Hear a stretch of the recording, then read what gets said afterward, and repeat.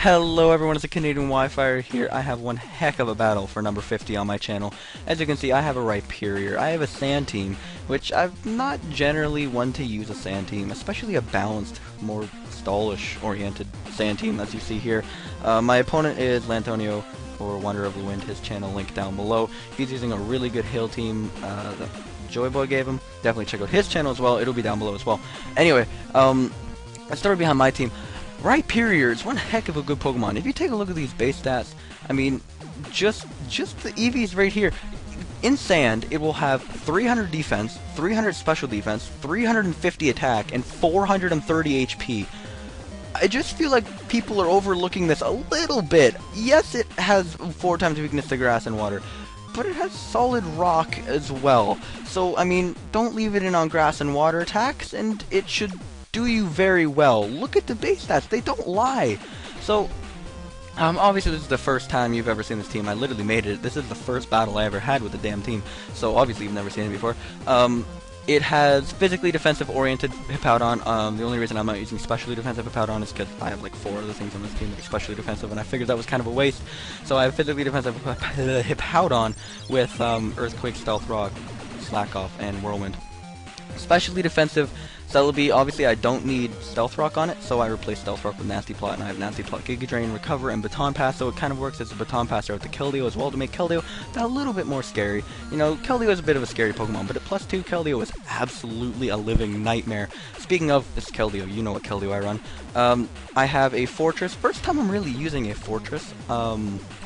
Generally I'm not one to use a Fortress, but this one is physically defensive with Spikes, Gyro Ball, Rapid Spin, and Volt Switch. Just your standard physically defensive Fortress. A little bit of special defense on there as well, for no real reason other than I like Living Scald. It's a little bit better than I normally would.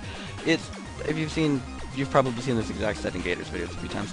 Specially defensive Hydreigon. This is something that probably Latias should be doing, but I decided I'd use a Hydreigon because I really like the Pokemon, and that's all I really have to say about that. Hydreigon, by the way, is going to be unstoppable in Gen 6, and you will see me using it on every single team. There's just no reason not to use this thing in Gen 6. I'll explain that later. I caught a glimpse of a spoiler that I've been trying to avoid since like July about Gen 6. But, off topic, the last Pokemon on this team is obviously the Rhyperior. The Rhyperior, as I showed you the EV spread before, it's a mix between like a specially defensive one and it's your standard Rhyperior. I have Protect over Roar, which comes into play later, but it doesn't really. Looking at my opponent's team, really nothing jumps out as a threat, other than the Abomasnow. Abomasnow is a massive threat. Look at my team. One wants to switch in, one wants to switch in on an Ice move, / a Fire move, / a Grass move. Nothing can take those 3 combinations of moves. So it's going to take a lot of clever switching around to try to wear that thing down. Most importantly, it's going to take Stealth Rock to wear that thing down. So yeah, let's just get right into this battle. I've yattered on for long enough. That's the longest team preview I think I've ever had. Also, if you couldn't tell by my voice, I'm a little bit sick right now, but I figured I'd get the narration out, as it's still fresh in my head. He's going to lead off with a Landorus Therian, as I lead off with a Keldeo, and obviously this is a perfect situation for me, as I can just fire off an Icy Wind on whatever wants to come in. If he wants to bring in his counter, it's absolutely fine, because I can bring out Celebi and just get some momentum going. On turn 2, that's exactly what I'm going to do. I'm going to bring in Celebi, he's going to Will-O-Wisp me, and I'm just going to Baton Pass out, knowing he's probably going to switch out into whatever. So he brings in Abomasnow, and this is how I'm going to have to keep track of this Abomasnow, or keep it in check rather, is bring in faster things that can scare it out, and not let it get an attack off. Bring in Keldeo, obviously, because I can threaten it with Secret Sword. Brings in the Landorus, go for it anyway, and it still does like a quarter to Landorus. God damn, Keldeo, you're impressive. Like, blah. Obviously I'm just going to go for the Icy Wind because it's really no risk. And I decide to go back into Jellicent. I can just go right into Celebi. He's going to taunt me this time, so I can't get off that Baton Pass. And because of this, I'm going to go for my stab, obviously, which is Giga Drain. And I'm now in a very hard place because I did not see the switch to Abomasnow coming, even though I really should have. But now I need to predict around. And I sat there for about 3 or 4 minutes predicting this. There's no way he's going to go for an Ice move on that Celebi because he knows I'm forced to switch out. So the only thing he's not going to go for is the Ice. And that means Hydreigon's a safe switch because it's specially defensive and it could take Grass or Fire. So I'm going to go into this predicting. I went for a sub on the off chance that maybe he thinks I have Fire and can actually hurt him. So if he wants to switch out thinking I have Fire, I can get up a sub. I actually don't, and my best way to hurt him would have been a weak Dragon Pulse. As he goes out in the Latias and sees that I have a sub up, and he's like, nope, and he gets the hell out of there. Goes in Jirachi, gets off a U-turn as I just roost back up to full, and brings in Tracheon. I'm going to go out into my physically-ish defensive Hippowdon. Luckily, if that Tracheon did have a sash, it's already broken by the one turn of hail that it was in for. As he sets up his rocks, I set up mine, and it's a fair exchange. Very, very, very nice turn.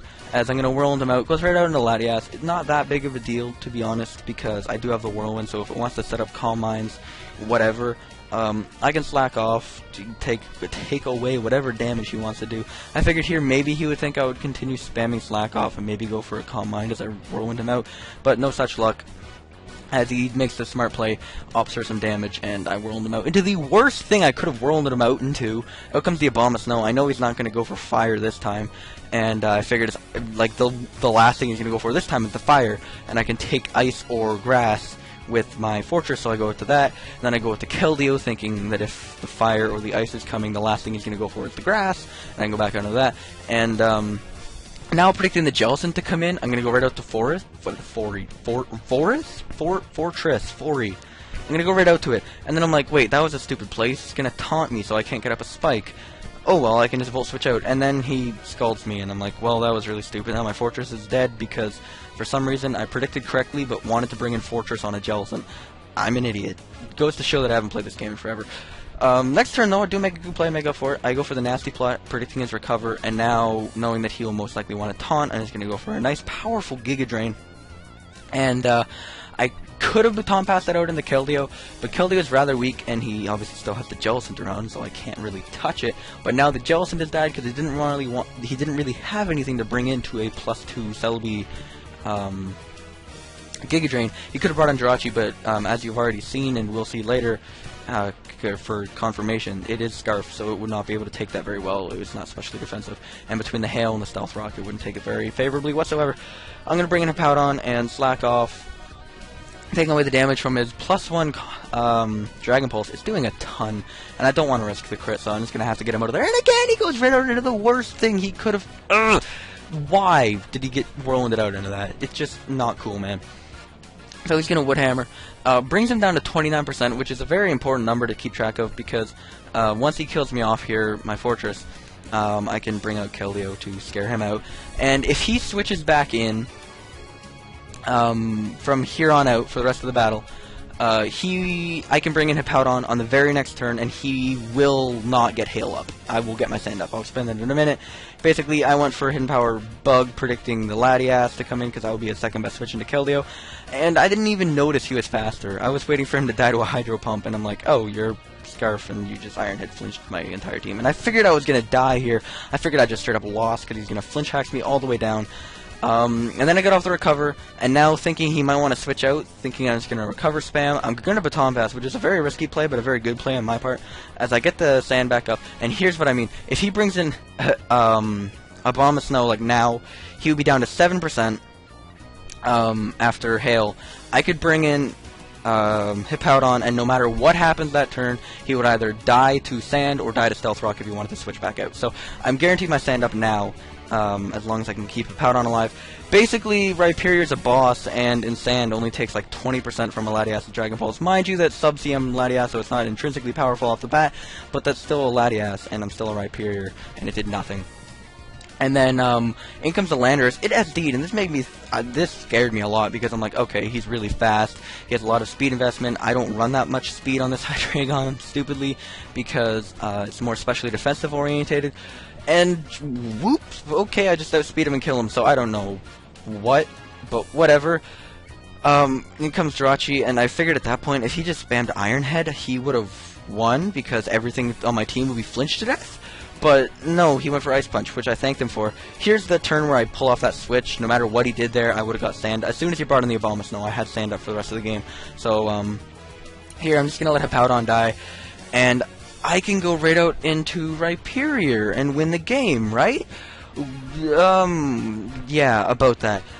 Right here in my mind, I'm like, okay, even if he Roosts, I can't go for Earthquake, because Roost doesn't get rid of Levitate. I know this. This is why I run Roost on Latias over Recover, because it tricks people into thinking they can hit me while I'm roosting. And they can't, and it buys me a free turn. I'm not going to fall for that trap, okay? I'm not. I told myself that. Don't go for Earthquake, no matter what. He's gonna bring out Terrakion as I go for a Rock Blast, whatever. I really didn't want to screw around with that thing. Go for the Protect, get back that 3%, and look at that, ladies and gentlemen. Rhyperior, both ends of the spectrum, very, very defensively bulky. I love that.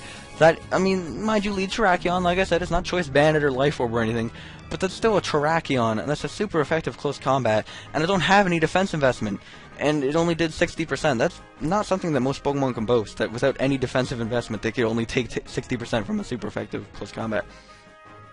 Anyway, this right here, I could speed up, but then again, it's only 10 turns. It's basically him going for some Calm Minds, and Roost, and Roost, and Roost, and Roost, and Roost, and Roost, and Roost, because the rest of my team right now, Hydreigon gets outsped and killed, and I can't really kill him because he will have Calm Mind special defense boost. I don't have Perish Song on my Celebi, like I said. I didn't opt for that, I opted for Nasty Plot. And Rhyperior, obviously the best bet I have right now is just going for Rock Blast and hoping that I kill it. And once I'm out of Rock Blast, I'm literally out of options, and he has the game. So he has more Roosts than I had Rock Blast at the start, so he should win this, right?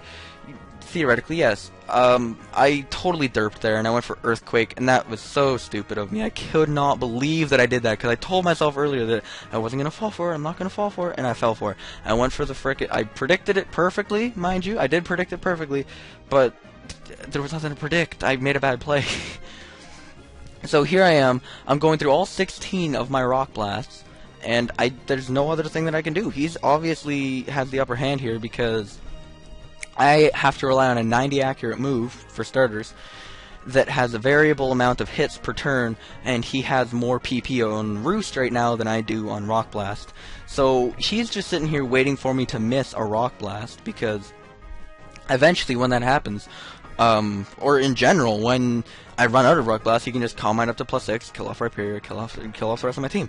He has his game, unless I crit him or do something remarkable, because I only have 3 Rock Blasts left on me. I get a 4-hitter, bring him down below half, which is the start of something awesome. I've not got a crit yet, this entire time. Through 14 Rock Blasts, I still do not have a crit yet. He's still down around half. I managed to get a 3-turner. He's back up at full here. There's my first crit out of 15 Rock Blasts. And I do get a 5-turner there. It brings him really low. He'll be up at 70. Do I have it in me? Rhyperior, this is your last Rock Blast of the game. Bring him down, another crit. Got him. Sand. That's it, ladies and gentlemen. Rhyperior somehow managed to pull that out for me. And I figure there's no better battle, at least at the time being, to show you for number 50. So Rhyperior. I was very excited when I won that. I was jumping around the room. But hope you guys enjoyed. Rhyperior, it's not a great Pokemon. I will say that right now. It's not. Don't use it on your team. Don't just throw it on a team and expect it to do fantastic, amazing things every battle. But given the right circumstances and given the right team support, mainly Sand, it can hold its own in OU, and I feel like I've kind of proven that here, and I feel like it's a lot of fun to use. So if you wanted to try Rhyperior in OU, like I said, I could recommend it, but don't expect amazing things from it. It is still just a Rhyperior. Anyway, I hope you guys enjoyed this battle. I have been a little sick lately. I have also had a lot of work lately, and I hope you understand that I haven't been posting that often, but glad that you tuned in for this one. I hope you enjoyed, and I will see you for many more battles in the future. Up to 50 now.